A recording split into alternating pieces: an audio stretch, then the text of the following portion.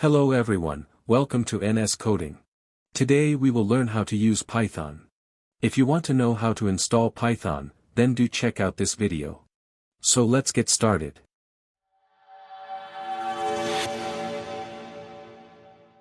First we will check our Python's current version and then we will run some basic programs on command prompt. Now, we will open Start menu and type cmd and then click on it.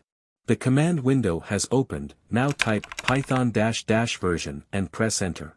As you can see, my current Python version is 3.14.3.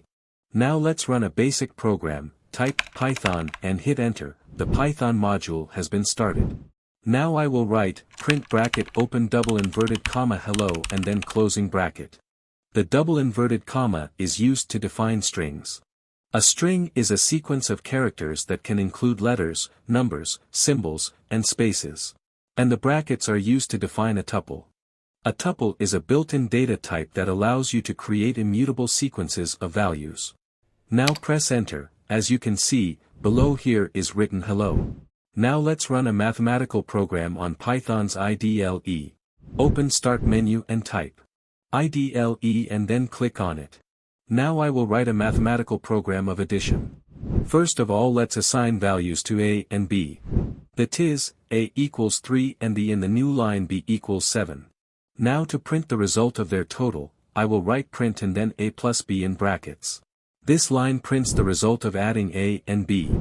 Since a is 3 and b is 7, the result will be 10. Before running the program you must have to save the code file. Go to the File menu and then click on Save option. You can also press Ctrl+S, that is the shortcut for saving the file.